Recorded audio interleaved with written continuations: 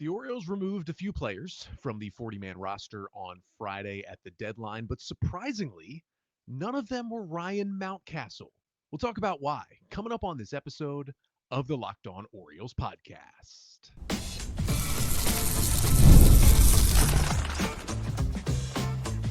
You are Locked On Orioles, your daily Baltimore Orioles podcast. Part of the Locked On Podcast Network, your team every day.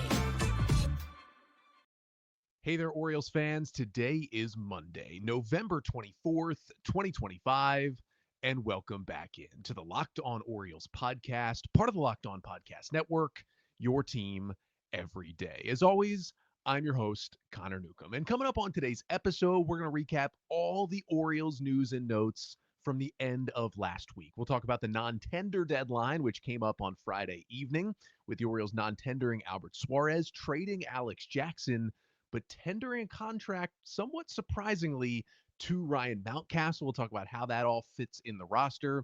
And then the Orioles hired two more coaches, seemingly officially filling out their major league coaching staff under Craig Albernaz for 2026. So it gives you a little more info on Hank Conger and Brady North joining the O's staff. But that's all coming up on this episode of the Locked On Orioles podcast, which is brought to you by Game Time.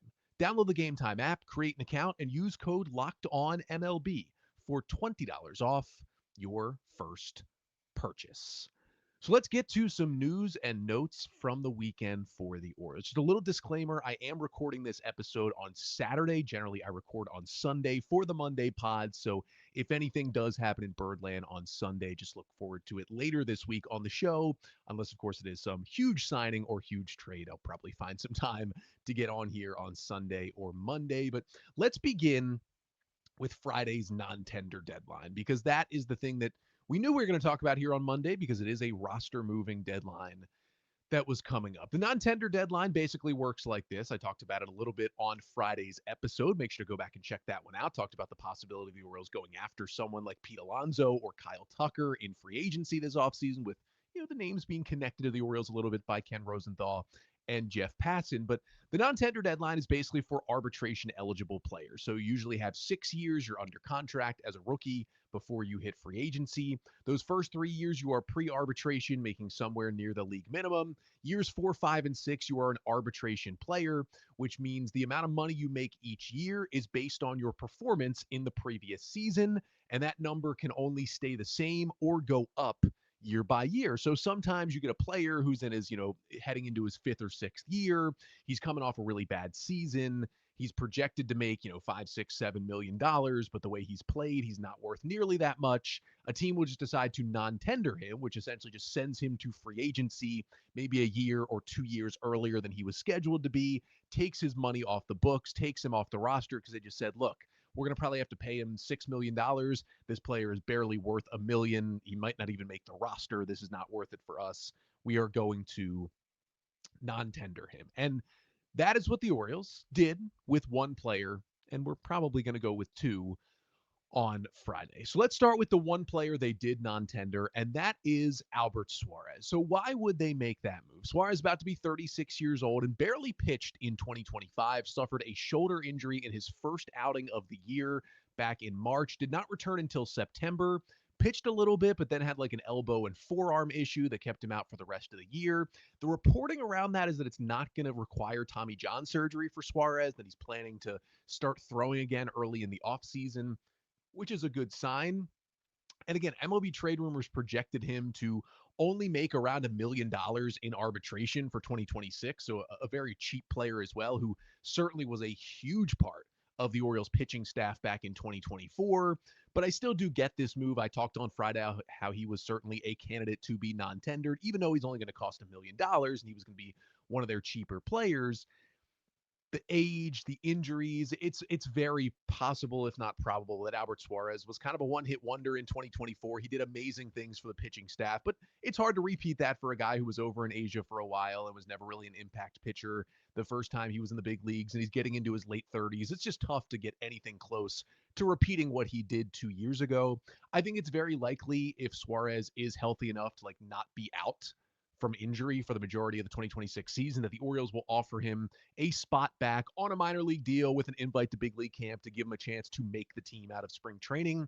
But it just gives them a little more roster flexibility, especially because he is injured and older, and we didn't see him much last year, to non-tender him and take him off the 40-man roster, at least for now. But everyone else who was still on the 40-man roster at the time of Friday evening's deadline was at least tendered a contract. The two others who I think were maybe on the bubble a little bit and were tendered were Keegan Akin, who was projected to make about $3 million next year from MLB trade rumors. He did have a pretty bad 2025, but he was really good for 5 years before that. There's certainly space in the Oriole bullpen. He's still pretty cheap.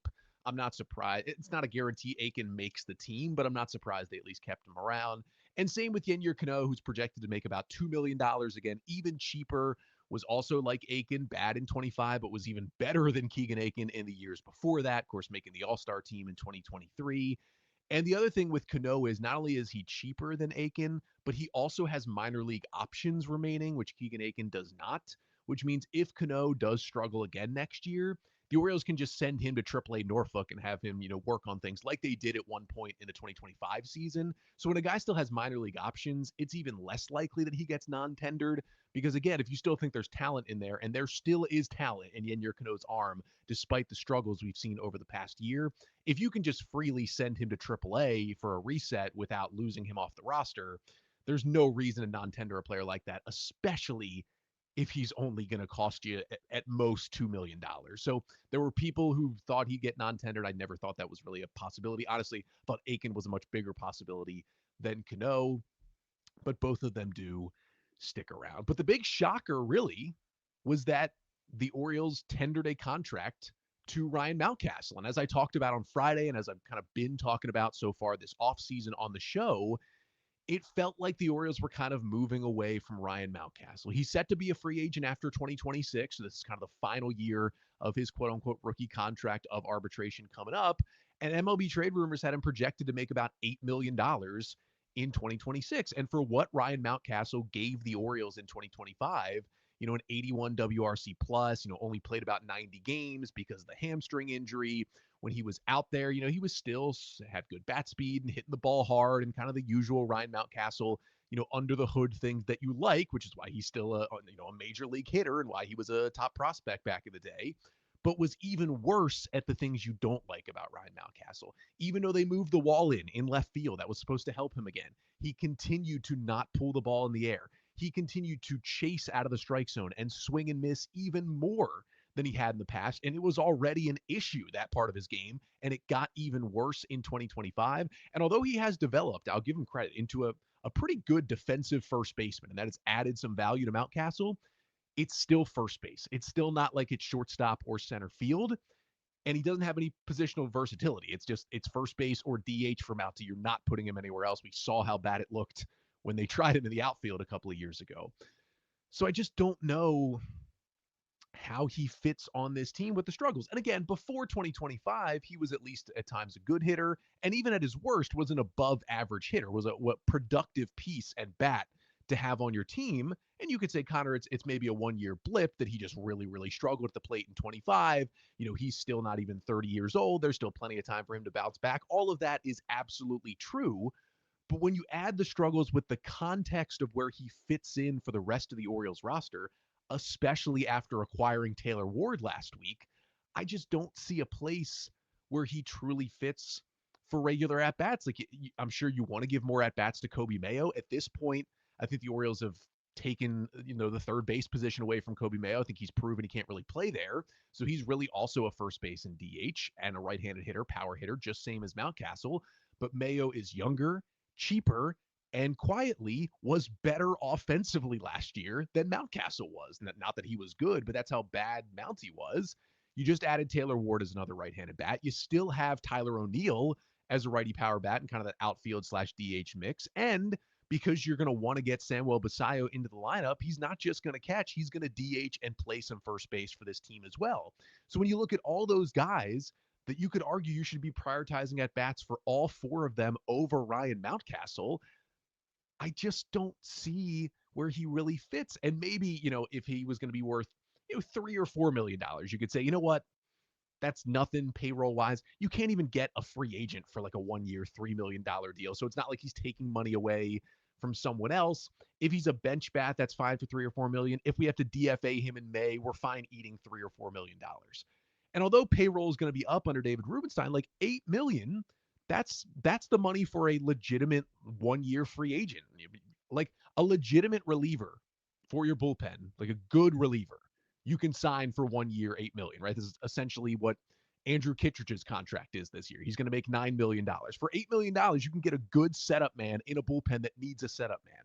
So to allocate that money, at least for now, instead to Ryan Mountcastle doesn't mean they're not also going to sign another setup reliever. Doesn't, stop them from doing stuff financially like it would have under John Angelos. $8 million for a guy who might not have space to play, and if he does, hasn't produced in 2 years and has injury concerns, and he's kind of everything that's wrong with the Orioles offense, all the chasing, all the swing and missing. I do love Ryan Mountcastle. He's been a big part of this team, but it seemed like it was over. It felt like an easy decision for the Orioles to make, and they just went the other way. And, Ryan or Mike Elias did have a press conference on Friday after the deadline and kind of talked about how, he still sees Mountcastle as the big picture of this team and likes him as a hitter and blah, blah, blah, all the stuff you kind of expected him to say. Nothing really standoutish from those Elias quotes from Friday, but it's just, you look at the roster and you got to think something else is in the works, right? Like maybe there was a trade in the works where Mountcastle was a part of it and the Orioles weren't able to finalize it by the deadline. So they decided, let's just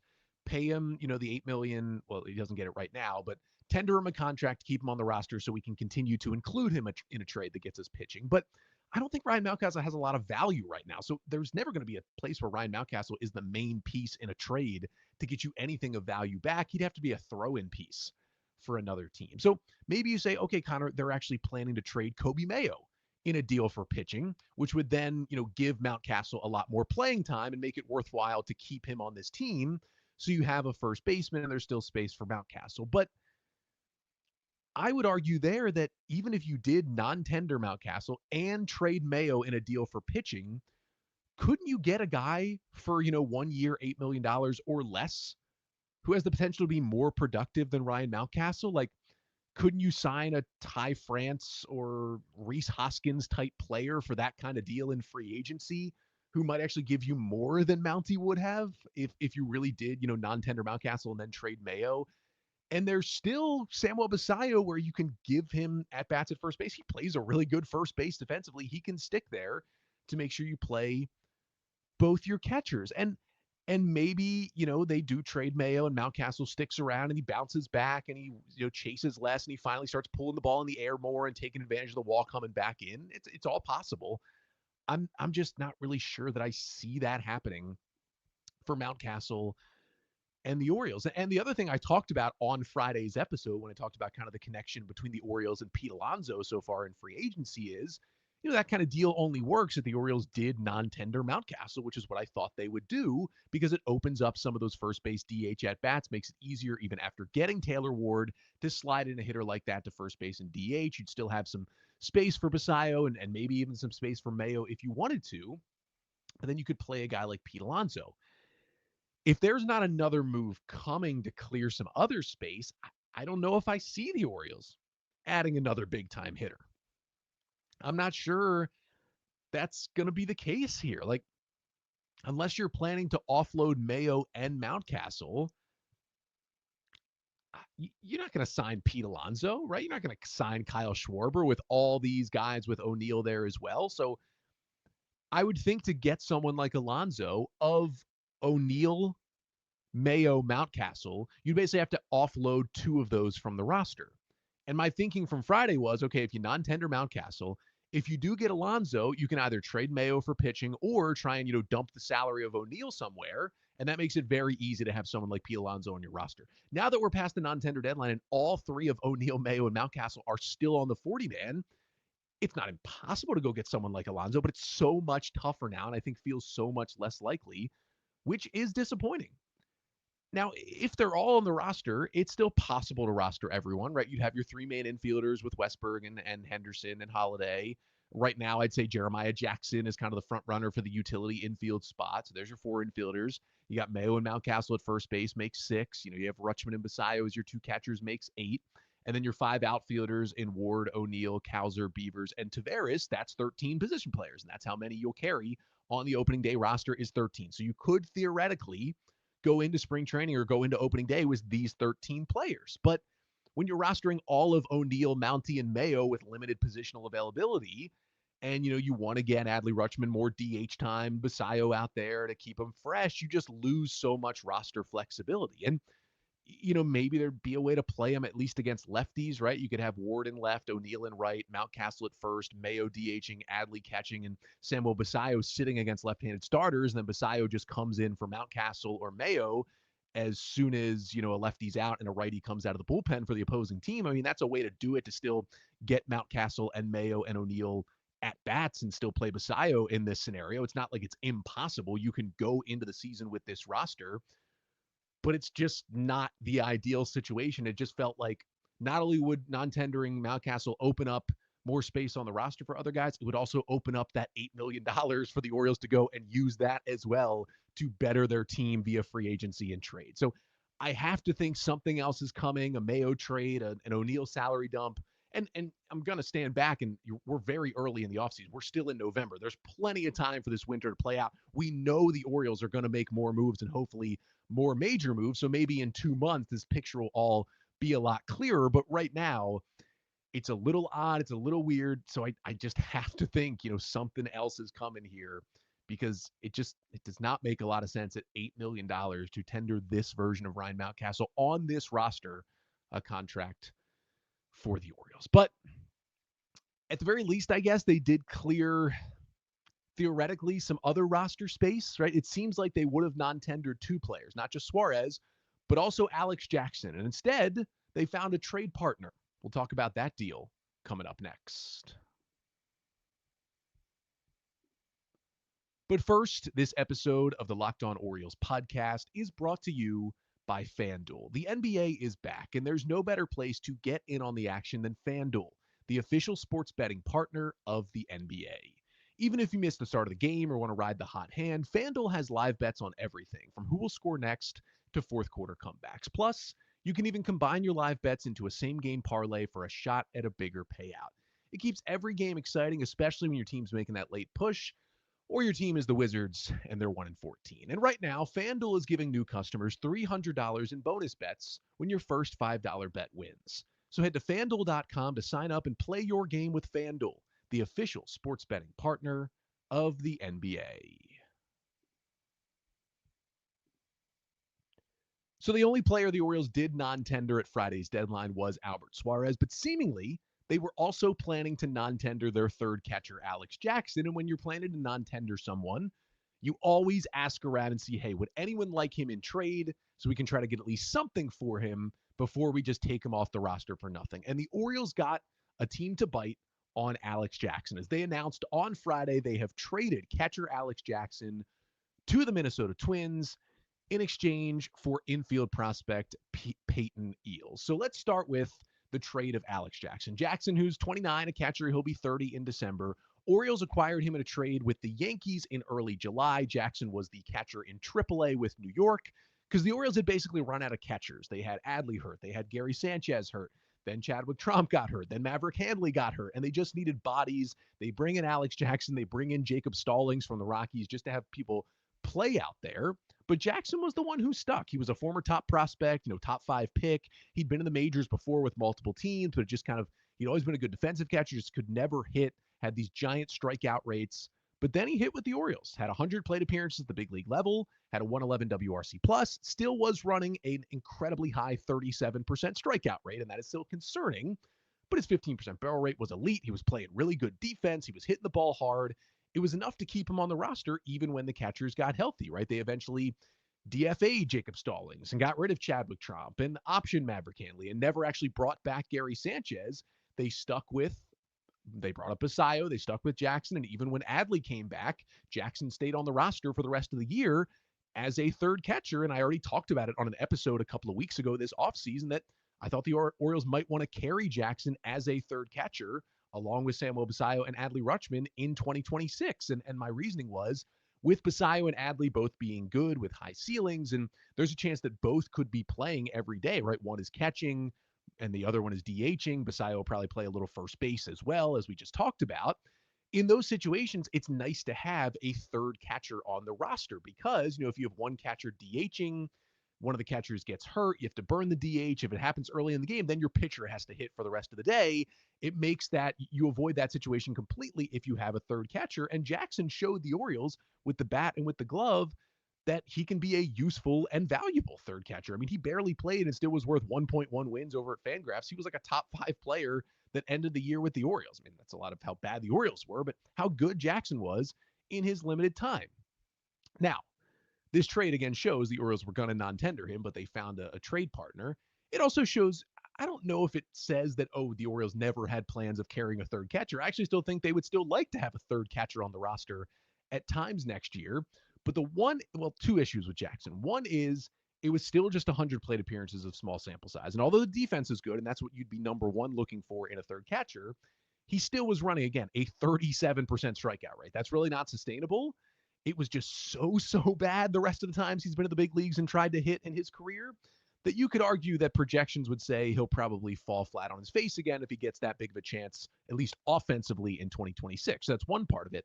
I think the bigger part of it is, though, that Alex Jackson, as he was last year and will continue to be, is out of minor league options. What that means is you can't just freely send him back and forth between the big leagues and AAA. And maybe the Orioles' plan is, yes, we'd like a third catcher, but we want that catcher to have options because we don't want to carry a third catcher for all 162 games. Maybe for stretches when we have, a month with one off day, right? You'll see that a lot where you're playing almost every day. Maybe for that whole month, you want the third catcher to give a break to Basallo and Adley and specifically try and keep Adley healthy. But maybe in those months when you have a bunch of off days, you have like 4 or 5 off days in a month, you're okay with just having the two catchers and you rather give that other spot to, another infielder or another outfielder to make your offense more versatile, right? That is totally possible. And I think that's pretty smart roster management to do that. If your third catcher is Alex Jackson, who has some skills and is out of options, you're going to have to DFA him, put him on waivers, and other teams are probably going to claim him. It makes it much harder to do those moves. So for the Orioles, maybe they'll be searching out instead a third catcher who has those options. Now, the guy that is still on the roster that fits that bill is Maverick Handley, who we saw at times last year before the injuries. He's currently still on the 40-man roster and will have minor league options in 2026. But if the O's are going to go with kind of a dedicated third catcher who goes back and forth, I love Maverick Handley's defense. There's just zero bat at the major league level. And yes, he has hit better at AAA the past couple of years. It's been a little better. It was nothing. He was like, 3 for 40 or something like that when he was hitting the big leagues this year. And it'll probably get better than that if he plays more regularly. But I'd rather it be someone who is a little more of a veteran and can swing the bat a little bit more. But it's tough to find that guy who also still has minor league options on his contract. So it'll be interesting to see what the Orioles do. I still think they do want to carry a third catcher at times. So it may be some sort of 1-year cheap deal signing for a guy who still has those minor league options, but it's not going to be Alex Jackson because the Orioles went and got Payton Eeles instead. And this could be a guy who does actually fit with the Orioles roster. So who is Payton Eeles? 26-year-old left-handed hitting infielder who has played a little outfield as well, but mostly second baseman and shortstop, who is the number 21 ranked prospect in the Minnesota Twins system, according to FanGraphs. They've got him as a 40-plus future value, and he is listed at 5'5", but he packs a punch out of that 5'5". FanGraphs tools on him from Eric Longenhagen has a 50-hit tool on the 20 to 80 scale, 40 power, 60 speed, and 45 fielding. Now, great story, Payton Eeles. Played 4 years at Division II Cedarville University in Ohio. He had no Division I offers coming out of high school, so he played 4 years there. Then he got his chance to play D1. In his 5th COVID year in 2023, he transfers to Coastal Carolina, great program, made it to the College World Series finals in 2025. And, after hitting 382 in his career at Cedarville, he goes to Coastal Carolina to face good D1 pitching. He was teammates with now Orioles teammates Teddy Sharkey and Caden Bodine. And all he does is hit 374 with a 992 OPS in his one season for the Chanticleers, but mostly because of his height and probably questions about his position. He was not drafted, and he was not even signed as an undrafted free agent by any team after the 2023 draft. So he goes to Indy Ball. He plays for the Chicago Dogs in 2023. He plays for the Southern Maryland Blue Crabs in the independent ball in 2024 and continues to hit and finally gets a contract. As in May of 2024, the Twins signed him to a $500 signing bonus on a minor league contract. Twins send him to A-ball. He has a 170 WRC plus in low A and high A. That makes him 70% better than a league average hitter. And the Twins are like, okay, he's way too good for this level. He skips double A and they send him right up to triple A in July of 2024. And oh yeah, he hits 299 with a 141 WRC plus with just as many walks as strikeouts in almost 300 plate appearances in triple A. And it's like, this guy might be knocking on the door of the big leagues. Unfortunately, suffers an injury in 2025, misses the first 2 months of the season after minor knee surgery, begins the year in June back in AAA, just not the same hitter. He's 253. He's more league average in the 86 games he played in. He struck out a little more. His power kind of went away that he was flashing in 2024. It's only a 29% hard hit rate. It's only a 3% barrel rate. It is not, the big time power. It's patience, it's contact, it's speed, and it's a good versatile defender who in AAA over the past 2 years has played second base, shortstop, third base, left field, center field, and right field.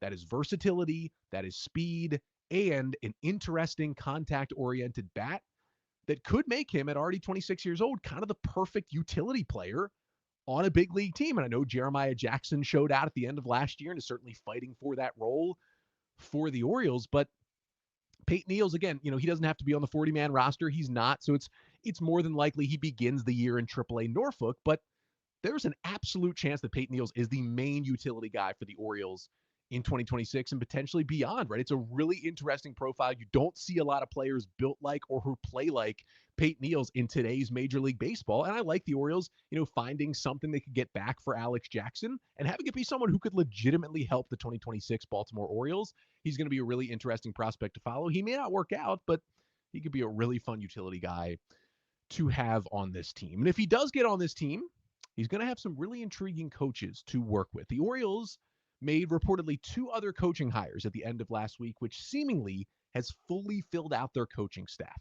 We'll talk about Brady North and Hank Conger to finish off the show coming up next. But first, this episode of the Locked On Orioles podcast is also brought to you by Game Time. The NFL season is back, and honestly, there's nothing better than being in the stadium surrounded by fans and cheering on your team. But let's be honest, getting tickets can be a hassle. Between queues, login screens, and prices jumping at checkout, it can really be frustrating. So that's why I use Game Time, the app that gives the advantage back to fans. Game Time is fast, it's easy, and it's backed by the Game Time guarantee.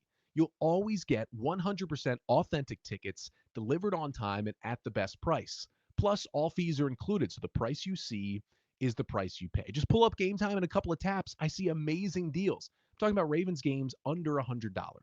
So download the Game Time app, create an account, and use code LOCKEDONMLB for $20 off your first purchase. Terms apply. Again, that's promo code LOCKEDONMLB for $20 off. Swipe, tap, ticket, go. Download Game Time today.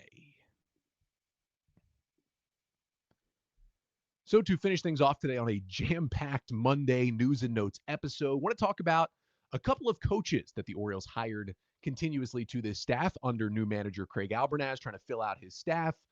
Reported by Rockabacco of Masson on Thursday, the Orioles have hired Hank Conger as their new bullpen coach. Certainly remembering some guys, if you remember Hank Conger, former first-round pick of the Angels out of high school, who was a big league catcher for 7 years, 2010 to 2016, with the Angels, Astros, and Rays. He was never a great hitter, but he did accrue, almost 3 WAR in 2013 and 2014 due to his elite catching defense. Especially, he was one of the best framers in all of Major League Baseball. Also played a little bit more in the minors and in the Mexican League, and then retired after the 2018 season from playing. Took a year off and then was hired by the Lotte Giants of the KBO over in Korea to be their catching coach. He was hired there in December of 2019, spent 2 seasons there, and then the Minnesota Twins hired him to come back to the States and be their first base coach and catching coach beginning in the 2022 season, and that is where he has spent the last 4 seasons. He was also elevated to also be the assistant bench coach for the Twins, kind of adding to his duties in 2025, But after the Twins fired their manager, Rocco Baldelli, this year, they also announced after the season in November that Hank Conger, after 4 years on the big league coaching staff, would not return to that role. Now, with the Twins, he only worked with a couple of catchers as the catching coach. He didn't help improve the framing for Christian Vasquez, who was already a good defensive catcher in the big leagues. But he also oversaw kind of the decline of Ryan Jeffers, who has certainly always been a bat-first catcher, but went from a solid to just a straight-out bad defensive catcher over the years. So kind of a mixed bag. I would say the best thing on Conger's resume as a catching coach is his work with Gary Sanchez, who was known as a horrendous defensive catcher when he was a young player with the Yankees. He had negative 12 fielding runs value in his final year as a defensive catcher with the Yankees in 2021, basically the worst defensive catcher in baseball. The Twins get Sanchez in 2022, and he jumps up to from a negative 12 to a +2 fielding run value. Conger helped Sanchez just completely overhaul his catching defense, tremendously improved his framing and his blocking, two of his things he was just, even from the eye test, terrible at with the Yankees, and some of that was work he did with Hank Conger. Now, Conger has connections to both Mike Elias and Craig Albernaz. He played for the Astros in 2015, of course, when Elias was still in their front office. And in 2016, he split time between the big leagues and AAA with the Tampa Bay Rays.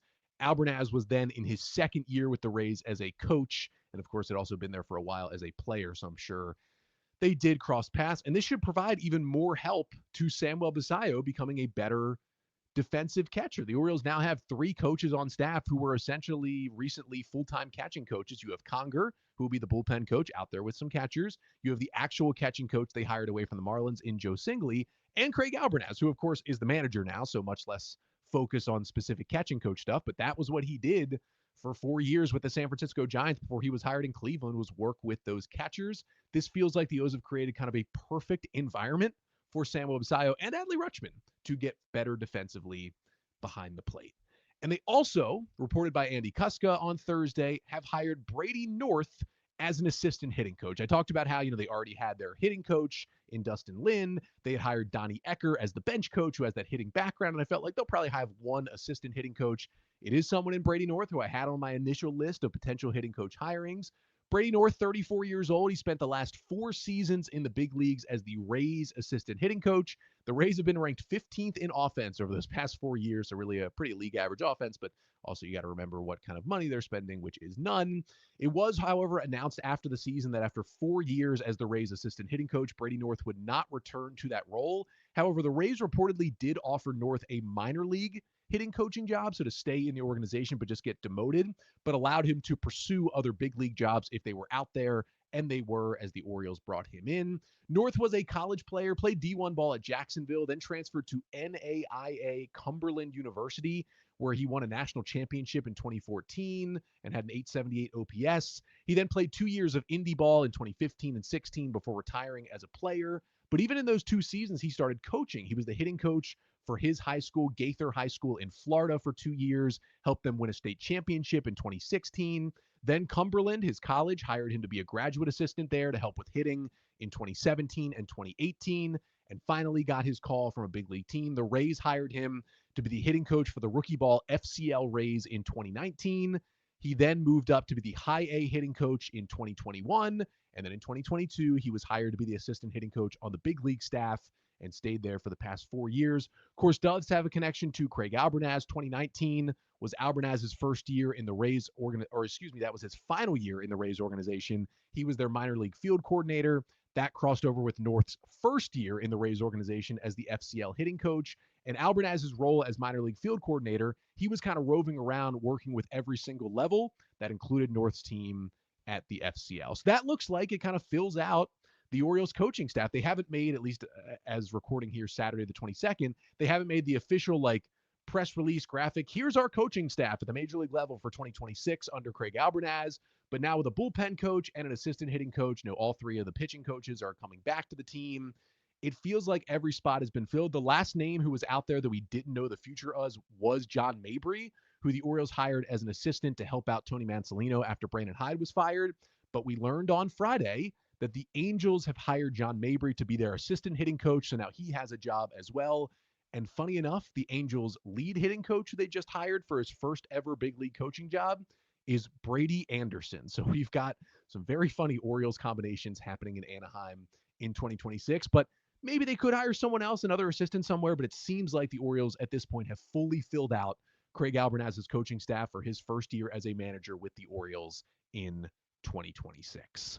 But that'll do it for today's episode. Thank you so much for tuning in. Had a lot of news and notes to get to today, so a little longer episode than usual, but we had a lot happen over the weekend. But don't worry, we are not done with the reverberations and talking about that Grayson Rodriguez and Taylor Ward trade. That's coming up tomorrow. We got a crossover coming with the host of Locked On Angels. We'll learn a little bit more about Taylor Ward, what he brings to the O's, and also a little bit more about how they're feeling about Grayson Rodriguez out there in Anaheim. Until then, make sure to like, comment, and subscribe to the Locked On Orioles YouTube channel. Make sure to subscribe or follow the show wherever you listen, Apple Podcasts or Spotify. And of course, you can always email me with Orioles questions, want to talk ball, feedback for the show, whatever, lockedonorioles@gmail.com. Back tomorrow to talk more about the Ward Rodriguez trade. Until then, I'm Connor Newcomb, and this has been the Locked On Orioles podcast, part of the Locked On Podcast Network. Your team every day.